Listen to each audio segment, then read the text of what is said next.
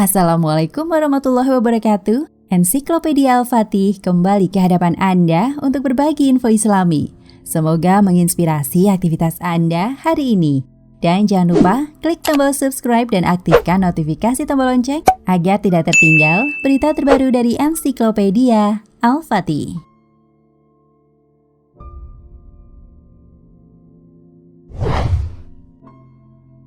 Al-Quran merupakan satu-satunya kitab suci yang tidak dapat dipalsukan, meski satu huruf pun. Susunan kitabullah itu tetap sebagaimana adanya sejak pertama kali diwahyukan kepada Nabi Muhammad SAW. Keindahan ayat-ayat Al-Quran membuat manusia terpesona, baik itu era Nabi SAW maupun generasi-generasi sesudahnya. Toh tidak semua jujur mengakui keagungannya. Misalnya, sang Nabi palsu Musailamah Al-Kadzdzab. Dia merupakan dedengkot kaum Arab yang menyebar hoax pasca wafatnya Rasulullah SAW. Alih-alih ikut dalam barisan kaum muslimin di bawah panji Khalifah Abu Bakar Asy-Syiddiq, Musailamah justru mengklaim diri sebagai utusan Allah serta hendak menyerang Madinah. Di luar kontroversinya sebagai nabi palsu, Musailamah diketahui pernah pula membuat ayat-ayat palsu dan mukjizat palsu. Hal itu dimaksudkan untuk menyaingi keindahan Al-Quran. Seperti diceritakan Ahmad Fuad Effendi dalam buku Sudahkah Kita Mengenal Al-Quran? Ada suatu riwayat yang menukil kisah tersebut. Berikut ini adalah ayat-ayat yang ditulis Musailamah Al-Kadzdzab. Ya Difda binta Difda'aini, naki matunakin, alaka fi al-ma'i wa ashfaluka fi at-tin. Artinya, hai katak, anak dua katak, berkuaklah sesukamu, bagian atasmu di air, bagian bawahmu di tanah.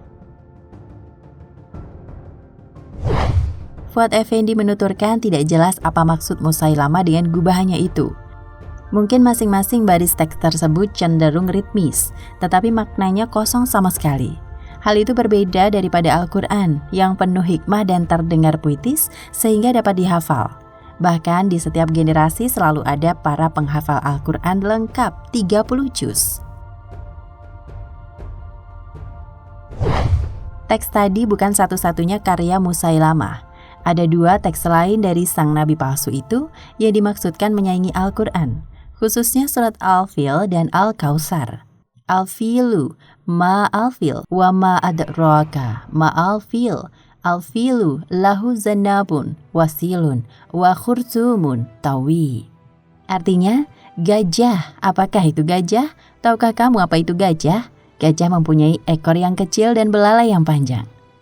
Inna a'tayna ka'al jamahir, fasholli li rabbika wajahir, inna syani'aka huwa al-kafir. Artinya, sesungguhnya telah kami berikan kepadamu gundukan tanah, maka sholatlah dengan suara keras. Sungguh yang mencelamu adalah orang yang kafir.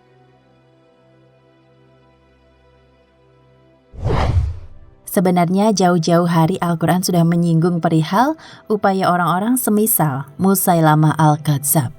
Lihat, misalnya surat Al-Baqarah ayat 23 yang terjemahannya, dan jika kamu tetap dalam keraguan tentang Al-Quran yang kami wahyukan kepada hamba kami, Muhammad, buatlah satu surat saja yang semisal Al-Quran itu dan ajaklah penolong-penolongmu selain Allah jika kamu orang-orang yang benar. Tantangan dari Al-Quran ini sampai sekarang tidak ada yang sanggup. Kalaupun ada upaya-upaya seperti yang dilakukan Musailamah Al-Kadzdzab, hanya menunjukkan kelemahan manusiawi, yakni kata-kata yang tuna makna dan kosong dari hikmah atau bahkan membingungkan pembacanya. Dan jika tidak sesuai dengan tujuannya, maka hal itu disebut ihanah atau penghinaan Allah kepada orang tersebut. Seperti yang pernah terjadi kepada Musailamah Al-Kadzdzab, orang yang mengaku sebagai nabi. Sesungguhnya Musailamah berdoa untuk orang yang buta satu matanya, agar matanya yang buta itu menjadi sembuh bisa melihat, maka matanya yang sehat menjadi buta pula. Dan Musailamah meludah ke dalam sumur agar supaya bertambah manis rasa airnya. Maka air sumur tersebut berubah menjadi air asin yang sangat asin hingga terasa pahit. Dan Musailamah mengusap kepala anak yatim, maka menjadi rontoklah rambut kepala anak yatim tersebut. Dan semua kejadian ini adalah bukti yang memperkuat kebohongan pengakuan menjadi rasul. Demikian, semoga kita dapat membedakannya. Adapun nasib Musailamah Al-Kadzab berakhir secara nahas. Dia dan pasukannya kalah dalam pertempuran Yamamah. Bala tentara muslimin kala itu dipimpin Khalid bin Walid yang membawa amanah dari Khalifah Abu Bakar.